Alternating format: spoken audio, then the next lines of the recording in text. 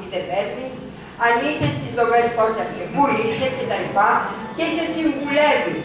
Θα πας στον ΟΑΕΔ που είναι κοντά σου και θα δεις τα προγράμματα αυτά που γίνονται επιμόρφωσης ή για την απασχόληση.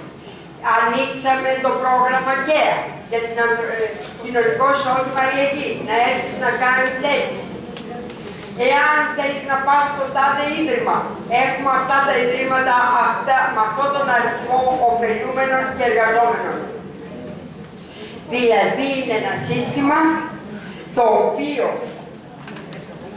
αντένες του είναι δύο πράγματα σε επίπεδο αυτοδιοίκησης. Το ένα είναι τα κέντρα κοινότητας και το δεύτερο είναι τα παρατηρητήρια, τα περιφερειακά παρατηρητήρια. Ένα σε κάθε νομό. Άλλη δουλειά κάνουν τα κέντρα κοινότητας που κάνουν και data entry, δηλαδή καταγράφουν ποιον είδαν σήμερα, τι έγινε κτλ. Ποιος καινούριος ήρθε που δεν ήταν μέσα σε αυτό. Και άλλα τα περιφερειακά παρατηρητήρια, τα οποία εκεί πια βλέποντας όλα αυτά τα δεδομένα χαράζουν τις περιφερειακές πολιτικές και τις εισηγούνται σε εμάς. Εμείς μέσα στο Υπουργείο, το ΜΟΒ κομμάτι, έχουμε 4 νέα τμήματα που ιδρύουμε μέσα στο Υπουργείο. Ξεχωριστό αξιολόγηση, ξεχωριστό τεκμηρίωση, ξεχωριστό. Γιατί αν δεν καταλαβαίνουμε τι γίνεται στην τοπική κοινωνία, μπορεί εγώ να είμαι πολύ ήσυχη ότι έκανα ένα καταπληκτικό πράγμα. Και αυτό το καταπληκτικό πράγμα να έχει ζήρο ανταπόκριση. Ή να ρίχνουμε λεφτά σε ένα θέμα το οποίο δεν περπατάει. Δεν πρόκειται να συνεχιστεί αυτή η ιστορία γιατί δεν έχουμε χρήματα. Και γιατί πρέπει και το τελευταίο ευρώ να εξοικονομηθεί. Και γιατί πρέπει όλοι να συνεννοηθούμε. Αυτός είναι ο μηχανισμός. Συνδέεται με τα Υπουργεία, αν δείτε τη δεξιά του πάντα, και επιτροπές διαβούλευσης με την κοινωνία στην παραδεξιά του πάντα. Μπορείτε να το δείτε όσο θέλετε. Αυτό θα βγει σε διαβούλευση και θα έχει ψηφιστεί μέχρι το Σεπτέμβριο, γιατί είμαστε δεσμευμένοι όχι από το μνημόνιο, αλλά αυτοδεσμευτήκαμε. Είπαμε δηλαδή θα το κάνουμε αυτό. Και γιατί χωρίς αυτό ο νόμος πλαίσιο δεν θα μπορεί να ελεγχθεί πουθενά, όπως καταλαβαίνετε. Αλλιώς θα μπορεί να μας δώσει, να μας δίνει καθημερινά εμάς στο Υπουργείο, γιατί το σύστημα είναι online. Δηλαδή, όταν μπαίνει ένας άνθρωπος στο Λασίτη και ο υπάλληλος τα γράφει, εμείς στο Υπουργείο το ξέρουμε. Είναι online, καθημερινό. Αν δεν γίνουν αυτά, θα συνεχίσουν οι κυβερνώντες να διαχειρίζονται την πρόνοια σαν να είναι τσιφλίκι τους. Μη δε ημών εξαιρουμένο. Εγώ κανένα δεν ξέρω, ούτε τον εαυτό μου από αυτό. Πρέπει λοιπόν να αλλάξουμε σελίδα και θα την αλλάξουμε όπως καταλαβαίνετε. Και βέβαια στην τελευταία διαφάνεια και τελειώνω, βλέπετε τα δύο συστήματα σε αλληλεπίθεση. Δεν θα σας φάω πολλή ώρα, αλλά βλέπετε το γεωπληροφοριακό σύστημα πώς διατρέχει το πρωτοβάθμιο σύστημα, το δευτεροβάθμιο και το τριτοβάθμιο και βλέπετε στα καφετιά ποια είναι τα όργανα μουχλή. Στο πρωτοβάθμιο βλέπετε τα κέντρα κοινότητας, στο δευτεροβάθμιο βλέπετε τα κουκουκού, έτσι, τα κέντρα κοινωνικής προστασίας. Βλέπετε λοιπόν και τους στροφείς, μουχλή, ας πούμε, στο κάθε σύστημα. Πώς λοιπόν τα δύο συστήματα, δηλαδή ο νόμος πλαίσιο και ο εθνικός μηχανισμός, αλληλεπιτίθενται. Αλλά αυτό είναι μια μεγάλη συζήτηση και δεν θέλω να σας πάω άλλο χρόνο. Νομίζω τα πιο πολλά που ήθελα να πω τα είπα, γιατί υπάρχουν κι άλλα χιλιάδες που θα ήθελα να πω. Σας ευχαριστώ πολύ.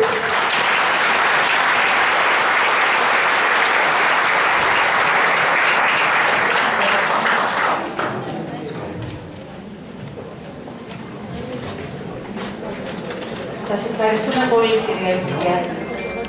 Καλημέρα σας. Ονομάζομαι Νικολέτα Σαμαρά. Είμαι β' αντιπρόεδρος του Διοικητικού Συμβουλίου Κοινωνικής Πρόνοιας Περιφέρειας Κρήτης, ειδική παιδαγωγός και θα ήθελα και εγώ με τη σειρά μου να σας καλωσορίσω στο συνέδριο. Σας ευχαριστούμε πολύ που μας τιμάτε και στηρίζετε με την παρουσία σας την προσπάθειά μας. Μας τιμά και βρίσκεται κοντά μας ο Δήμαρχος Αγίου Νικολάου, κύριος Αντώνης Ζεργός, που θα απευθύνει ένα σύντομο χαιρετισμό.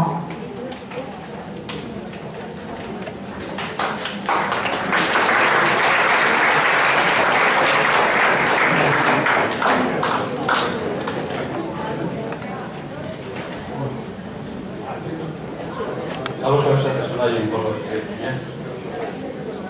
Με τους περισσότερους από κάτω, μάλλον είμαι γνωστός από παλιά. Θα πω λοιπόν δύο πράγματα για να καταλάβετε τα επόμενα που θα πω. Χαιρετισμός θα είναι, μην ανησυχείτε. Εγώ δεν ήμουν πανεπιστημιακός δάσκαλος, ώστε να πω τόσα, άσχετα ότι θα μπορούσα να πω κι εγώ πάρα πολλά εξαιτίας της πορείας μου. Ήμουν μέχρι το 89 μέλος του Διοικητικού Συμβουλίου του Θεραπευτηρίου, όταν στήθηκε και ξεκίνησε να λειτουργεί. Πρόεδρος τότε ο Κωστής ο Χατζηπαναγιώτης, αντιπρόεδρος εγώ. Και από το 1993 μέχρι το 1999 άμιστος πρόεδρος στο θεραπευτήριο. Και όχι πρόεδρος που πήγαινα να υπογράφω εντάλματα και επιταγές, αλλά με καθημερινή παρουσία. Και από το 1994 και μετά άτυπος συντονιστής των κοινωνικών δομών της Κρήτης στα πλαίσια της περιφέρειας. Τα λέω αυτά για την κυρία Υπουργό για να καταλάβει και αυτά που θα πω, γιατί δεν θέλω να θεωρηθεί ότι βρέθηκε ένας δήμαρχος ο οποίος για κάποια πράγματα μπορεί να πει διαφορετικά από αυτά τα οποία ακούστηκαν. Κυρία Υπουργέ, θα σας πω ένα πράγμα. Επειδή είμαι ενεργός πολίτης στον Άγιο Νικόλαο το 1979 που γύρισα σαν μηχανικός στην πόλη μου, και από το 1982 στα δημοτικά πράγματα. Έχουμε ακούσει πάρα πολλές ωραίες πολιτικές. Καμία δεν έχει αποδώσει.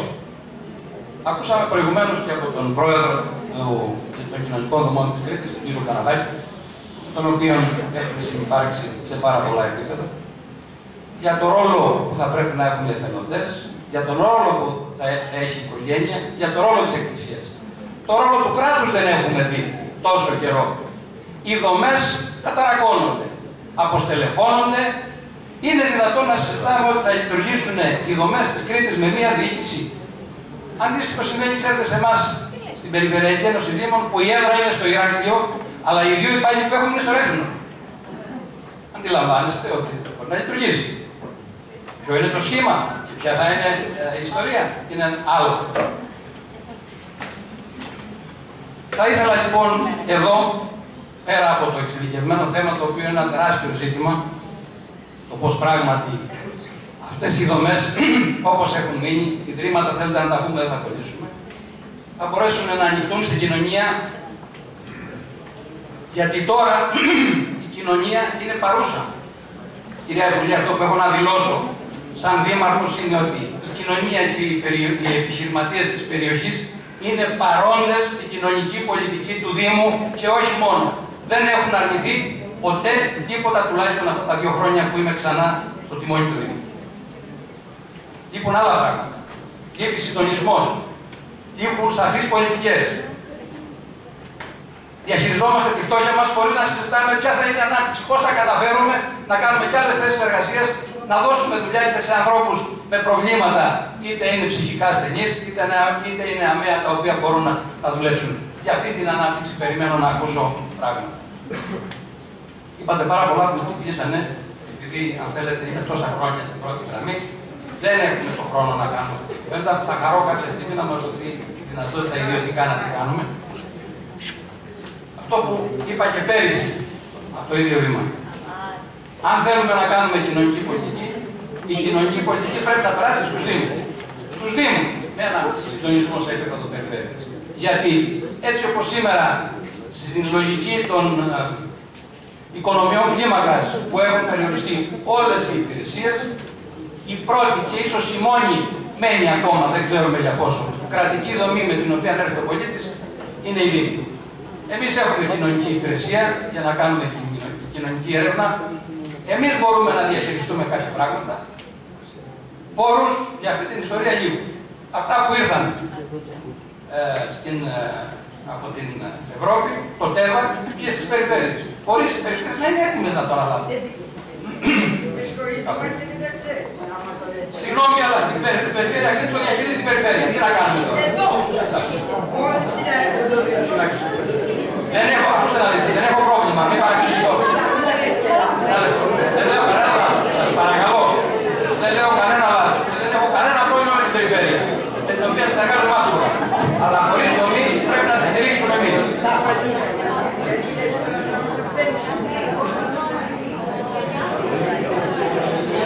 Θεωρώ λοιπόν ότι εάν δεν περάσει η κοινωνική πολιτική στους Δήμους, δεν θα έχουμε κοινωνική πολιτική. Το είδαμε, επιβεβαιώνοντας αυτά που είπα, ότι η κοινωνία, οι πολίτες και οι επιχειρηματίες είναι παρόντες και στο τελευταίο ζήτημα που κληθήκαμε να διαχειριστούμε σαν Δήμος με τους μετανάστες που ήρθαν στο Δήμο. Ξενοδόχητο φαΐ, ο Ερυθρός Σταυρός, η τοπική κοινωνία της Νεάπολης σε όλα τα ζητήματα με την στήριξη, με την καθοδήγηση του Δήμου. Είπατε επίσης, και αυτό αν θέλετε παραπιτώντας, για όλα αυτά τα οποία σχεδιάζονται για τις ειδικές ομάδες πληθυσμού, αναφέρετε τους Ρωμά. Εμείς δεν έχουμε βέβαια εδώ τέτοιους ανθρώπους. Έχει στο Ηράκλειο κυρίως, σχεδιάζουμε δυτικό τρόπο για αυτούς τους ανθρώπους. Η δικιά τους συλλογική να είναι. Άρα, θέλουν εκείνοι να συμμετάσχουν σε αυτή τη διαδικασία ή τους βάζουμε και οδηγούμαστε σε διαδικασίες, αν θέλετε, αντίστοιχες με την συνύπαρξη στην λογική της πολυπολιτισμικότητας των μουσουλμάνων, οι οποίοι είναι ένα άλλο φρούτο, γιατί το Ισλάμ δεν είναι μόνο θρησκεία, είναι κοινωνικό σύστημα, είναι δικαιακό σύστημα και δεν κάθεται σε εμάς. Διαφορετικά πράγματα λοιπόν τα οποία μπαίνουν.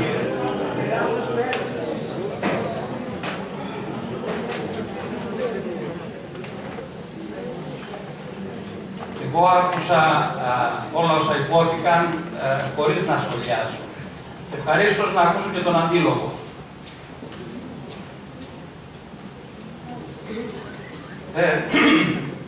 Θα έλεγα λοιπόν κλείνοντας, γιατί μάλλον ο χαιρετισμός μου ενόχλησε, επειδή δεν ήρθα να πω ότι όλα γίνονται μια χαρά. Όταν έχω δώσει όμως ένα κομμάτι από τη ζωή μου για αυτή την ιστορία, τα 6 χρόνια στο θεραπευτήριο ήταν το μεγαλύτερο σχολείο ζωής για μένα. Θεωρώ ότι θα πρέπει να είμαστε πιο ειλικρινείς από τους ανθρώπους και περιμένω να το δω και να είστε σίγουροι ότι ο πρώτος που θα το χειροκροτήσω, εάν πράγματι υπάρξουν ουσιαστικές κινήσεις, γιατί όλοι τις θέλουμε, θα τις υποστηρίξουμε με τον καλύτερο δυνατό τρόπο. Και πάλι καλώς ορίσατε.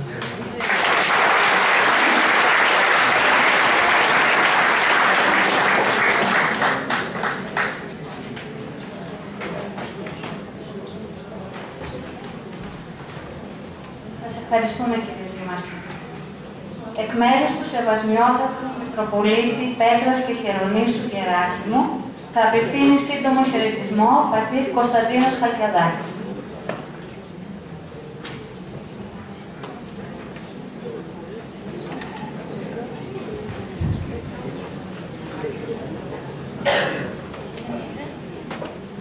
Προσώπου του Σεβασμιότατου Μητροπολίου Πέτρας και Χερονήσου κ. Γερασίμου, θα ήθελα να χαιρετήσω την έναρξη αυτού του συνεδρίου που γίνεται πλέον θεσμός.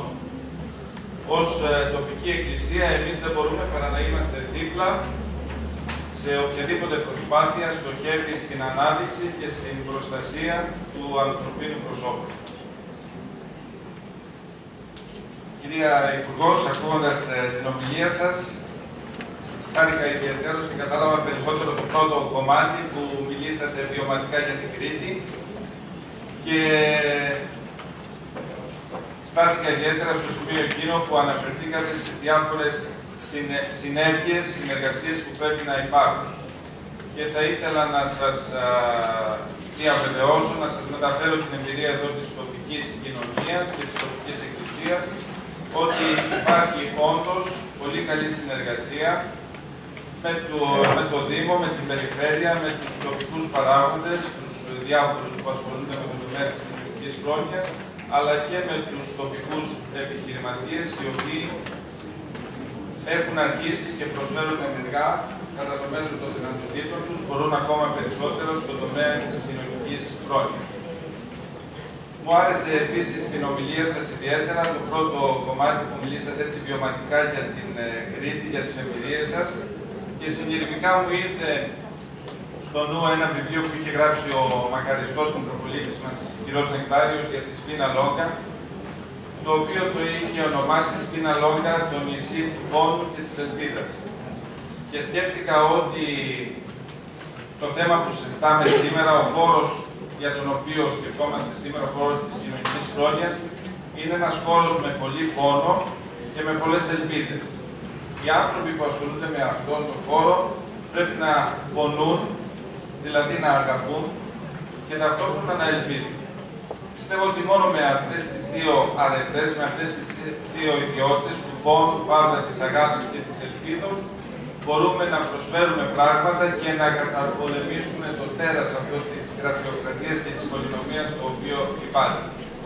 Στον τόπο μας υπάρχουν πάρα πολλοί άνθρωποι που πονούν και ελπίζουν για το τομέα της κοινωνικής πρόνοιας, ξεκινώντας από τους δύο βουλευτές του νομού μας και ιδιαίτερως τώρα από τον κυβερνητικό βουλευτή, πηγαίνοντας στους δημάρχους, στους τοπικούς άρχοντες της περιφέρειας και τους απλούς πολίτες. Αλλά, κυρία Υπουργός, από την ομιλία σας φάνηκε ότι και εσείς πονάτε, αγαπάτε τον χώρο σας και ελπίζετε, και γι' αυτό πιστεύω ότι θα επιτύχετε και σας το ευχόμαστε ολόψυχα.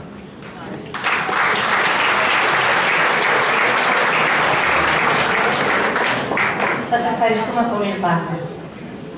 Λόγω ανηλυμένων κοινοβουλευτικών υποχρεώσεων δεν βρίσκονται κοντά μας οι βουλευτές νομού Λασιθρίου. Όμως, χαιρετισμό έχει αποστείλει ο βουλευτής κ. Στραψανιώτης Μανώλης, θα μου επιτρέψετε να το διαβάσω.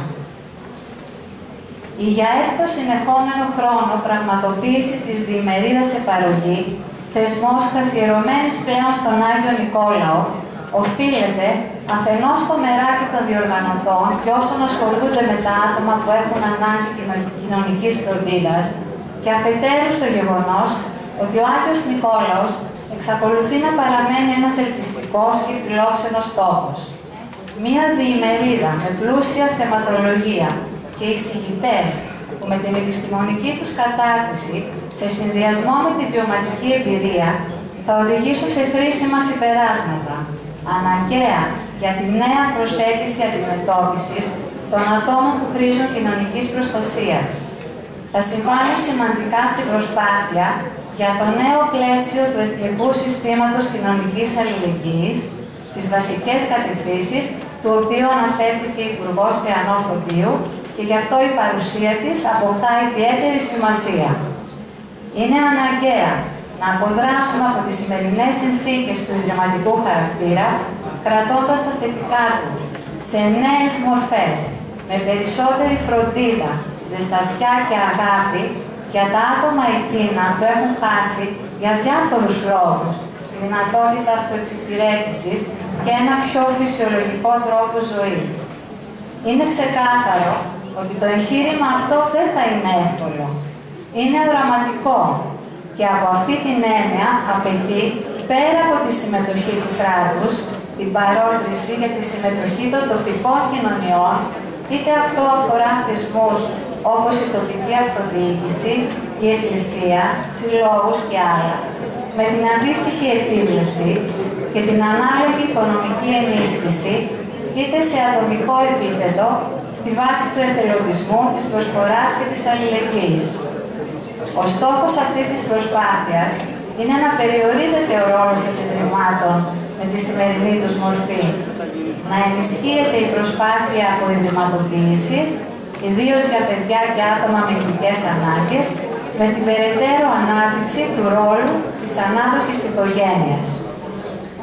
Η υλοποίηση αυτού του οράματος προϋποθέτει μια κοινωνία πιο ανοιχτή, περισσότερο ανεκτική και αλληλέγγυα. Μια κοινωνία όπου η διαφορετικότητα θα αντιμετωπίζεται ισότιμα και δεν θα αποτελεί πρόβλημα. Για να φτάσουμε σε ένα τέτοιο στόχο, χρειάζεται να έχουμε σήμερα επαρκείς δομές κοινωνικής πρόνοιας που να μπορούν να καλύπτουν τις ανάγκες. Η κοινωνική πρόνοια στα προηγούμενα χρόνια δέχθηκε πολύ ισχυρά πλήγματα και σε συνδυασμό με την πάντα ανεμική ανάπτυξή της, έχει βρεθεί σε κατάσταση έκτακτης ανάγκης. Αν προσθέσουμε την ανθρωπιστική κρίση που προκάλεσαν οι άγριες πολιτικές λιτότητας των μνημονίων, καταλαβαίνουμε πώς πολλαπλασιάστηκαν οι ανάγκες και μειώθηκαν τα μέσα και οι πόροι. Η χώρα μας, εκτός από την τεράστια ανθρωπιστική κρίση που βιώνει, γνώρισε και την προσφυγική κρίση και έδωσε σε όλο τον κόσμο ένα μάθημα αλληλεγγύης και ανθρωπιάς την ώρα που αυξάνονται οι κραυγές ξενοφοβίας και μυσαλλοδοξίας γύρω μας. Ήταν ένα μήνυμα που νομίζω μας έκανε περήφανους σαν κοινωνία και μας δίνει τη δυνατότητα να ελπίζουμε πως ένας πιο ανθρώπινος κόσμος είναι εφικτός. Είναι λοιπόν σήμερα πολύ σημαντικό να αξιοποιήσουμε συστηματικά κάθε δυνατότητα, φόρο ή διάθεση αλληλεγγύης έχουμε στη διάθεσή μας για να μπορέσουμε να αντιμετωπίσουμε τις αυξημένες ανάγκες μιας κοινωνίας σε κρίση. Η βοήθεια των εργαζόμενων στο δίκτυο κοινωνικής πρόνοιας, που με εξαιρετικά αντίξωες συνθήκες κράτησαν όρθια τα ιδρύματα, πρέπει και να συνεχίσει και να ενισχυθεί. Χωρίς αυτούς και τη διάθεση προσφοράς που τους διακρίνει, δεν μπορούν να γίνουν πολλά πράγματα.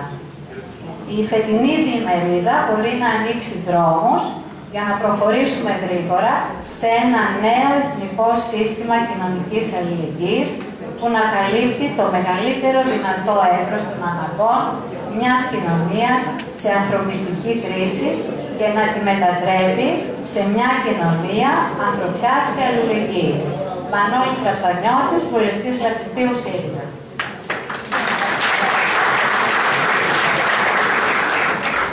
Επίσης, χαιρετισμό έχει αποστείλει ο βουλευτής Λασιθίου, κύριος Πλακιωτάκης Ιωάννης.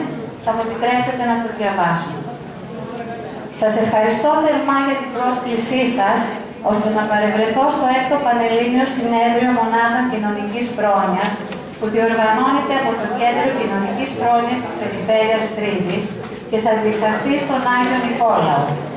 Δυστυχώς όμως, ανηλυμένες κοινοβουλευτικές υποχρεώσεις δεν μου επιτρέπουν να είμαι παρόν στο συνέδριο. Η διεξαγωγή του συνεδρίου με το εξαιρετική σημασία θέμα κοινωνική πρόνοια, βγες από το Ίδρυμα, πες στη ζωή, από ιδρυματοποίηση, υποστηριζόμενη διαβίωση, υιοθεσία και αναδοχή στην Ελλάδα του σήμερα, αποτελεί ελπιδοφόρα και καινοτόμο προσέγγιση για την προώθηση της κοινωνικής αλληλεγγύης στη χώρα μας. Με γνώμονα πάντα τις ανάγκες των συνανθρώπων μας και με την απαραίτητη κοινωνική συνένεση, την ενημέρωση και την εκπαίδευση, επιτέλους δίνεται η ευκαιρία στη χώρα μας να μεταβούμε από το ιδρυματικό πλαίσιο, το οποίο δυστυχώς ακόμα υφίσταται σε μεγάλο βαθμό, στην αποϊδρυματοποίηση, υποστηριζόμενη διαβίωση που στις υπόλοιπες ευρωπαϊκές χώρες ως πρόγραμμα λειτουργεί επί σειρά ετών και έχει στεφτεί με τεράστια επιτυχία. Επίσης, δίνεται μια μοναδική ευκαιρία μέσω του συνεδρίου που διεξάγεται να δοθεί ένα τέλος στην απαρχαιωμένη αντίληψη, νοοτροπία και εφαρμογή των τρόπων υιοθεσίας και αναδοχής που εφαρμόζονται στη χώρα μας.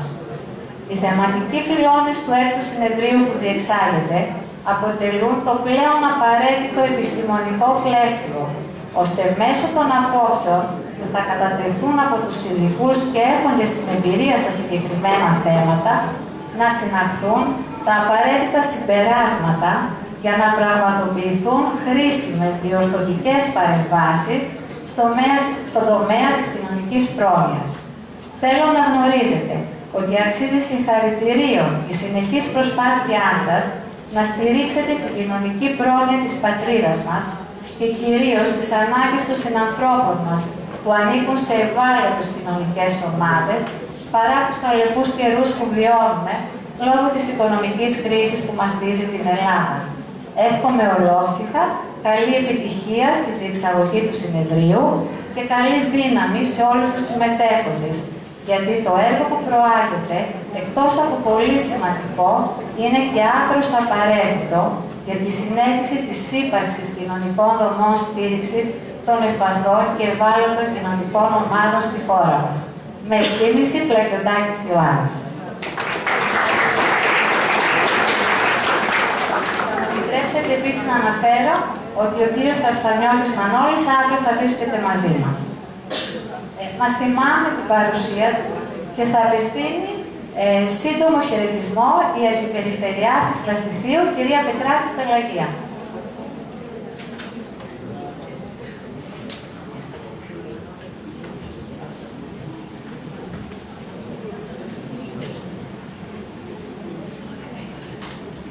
Κύριε Υπουργέ, να σας καλωσορίσω. Κύριε Πρόεδρε, αγαπητοί συνάδελφοι της Αυτοδιοίκησης, εκπρόσωποι φορέων, κυρίες και κύριοι. Με ιδιαίτερη χαρά χαιρετίζω τις εργασίες του έκτου συνεδρίου εφαρμογή και εύχομαι επιτυχία στις εργασίες του, πράγμα που θα χαρίσει τη μεγαλύτερη ικανοποίηση σε όλους μας, αφού το έργο της κοινωνικής φροντίδας είναι υψής της σημασίας. Είναι ιερό. Η κοινωνική πρόνοια ήταν αναγκαία σε όλες τις κοινωνίες και όλες τις εποχές, αφού πάντα υπήρχαν και πάντα θα υπάρχουν ευπαθείς κοινωνικές ομάδες, άνθρωποι αδύναμοι και δοκιμαζόμενοι, που έχουν την ανάγκη, τη φροντίδα, τη στήριξη τόσο της πολιτείας όσο και της κοινωνίας. Απολύτως απαραίτητη, ωστόσο, είναι η κοινωνική φροντίδα σε εποχές δύσκολες όπως η δική μας, που είναι εποχή βαθιάς και πολύπλευρης κρίσης, αλλά και εποχή έντονων αλλαγών και μεγάλων προκλήσεων. Όλο και περισσότεροι κοινωνικοί θεσμοί και κοινωνικές δομές και δράσεις πρέπει να προσαρμοστούν στις νέες συνθήκες. Στην καλύτερη αυτή προσαρμογή και αναδιάρθρωση, στην καλύτερη αναβάθμιση του χώρου της κοινωνικής πρόνοιας, θα συμβάλλει ιδιαίτερα το συνέδριο αυτό με τους εκλεκτούς εισηγητές, τους αφοσιωμένους λειτουργούς και τους άλλους ενεργούς και ανήσυχους συμμετέχοντες και φυσικά με τον επικοδομητικό διάλογο που προβλέπεται. Οι εμπειρίες και οι πληροφορίες, οι επιστημονικές εισηγήσεις, οι ιδέες και οι προτάσεις που θα παρουσιαστούν και τα συμπεράσματα που θα εξαχθούν θα αποτελέσουν πολύτιμο υλικό και στέρεη βάση για τα μεγάλα ζητούμενα που είναι το νέο πρόσωπο και οι νέες σύγχρονες προοπτικές της κοινωνικής φροντίδας και πρόνοιας. Η αποδραματοποίηση, η ανεξάρτητη διαβίωση και η κοινωνική ένταξη. Σχετικά με το θέμα του συνεδρίου, θα ήθελα να πω ότι η Περιφέρεια Κρήτης δίνει απόλυτη προτεραιότητα στην κοινωνική πρόνοια και φροντίδα που σώζει ζωές και στηρίζει τους πάσχοντες, που δίνει λύσεις στα προβλήματα των ανισοτήτων και των αποκλεισμών. Καταστάσεις που αποτελούν όχι ασφαλώς μοναδικές, οπωσδήποτε όμως βασικές αιτίες της κρίσης και της δυστυχίας. Η σημασία που δίνει ο Περιφερειάρχης Κρήτης Σταύρος Αρναουτάκης στην κοινωνική μέρημνα και φροντίδα φαίνεται από το γεγονός ότι έχει οριστεί θεματικός αντιπεριφερειάρχης για την καλύτερη παρακολούθηση των σχετικών θεμάτων και είναι ο Μανώλης Οκλώντος που είναι εδώ μαζί μας. Επίσης, πρέπει να πω ότι η Περιφερειακή Ενότητα Λαστιθίου φρόντισε τα προηγούμενα χρόνια να εντάξει στο ΕΣΠΑ έργα, να χρηματοδοτήσει από ίδιους πόρους σημαντικά έργα, υποέργα και προμήθειες που αφορούν την κοινωνική πρόνοια. Έργα που τα δημοπράτησαν, τα παρακολούθησαν και τα έχουν ήδη παραδώσει σε χρήση οι υπηρεσίες του Λαστιθίου. Συνοπτικά αναφέρομαι στην Παιδόπολη Νεάπολη, στο Θεραπευτήριο Χρονίων Παθήσεων και το Γεροκομείο της Νεάπολης. Και θέλω να διαβεβαιώσω ότι και τα επόμενα χρόνια θα στηρίξουμε αντίστοιχες δράσεις. Επίσης, ιδιαίτερα θα πρέπει να αναφερθώ στην πραγματικά μεγάλη προσπάθεια που καταβάλουν καθημερινά οι κοινωνικές υπηρεσίες της Περιφέρειας Κρήτης. Όχι μόνο για να ανταπεξέλθουν στις δύσκολες απαιτήσεις της εποχής, αλλά παράλληλα τρέχουν προγράμματα ενίσχυσης γονέων που έχουν υιοθετήσει παιδιά, ενημερωτικές ημερίδες, αλλά και την επιστημιστική βοήθεια του ΕΣΠΑ από την Περιφέρεια Κρήτης. Είναι πράγματι ένα σημείο εδώ που θα πρέπει να πω ότι πραγματικά χρειάζονται ενίσχυση οι υπηρεσίες μας. Έχουμε μεγάλο θέμα με το προσωπικό. Είναι προσωπικό που πρέπει να είναι ειδικευμένο, θέλει ειδικές γνώσεις, Δεν μπορούμε να καλύψουμε εύκολα αυτά τα κειμενικά. Σας παρακαλώ αυτό να το δείτε.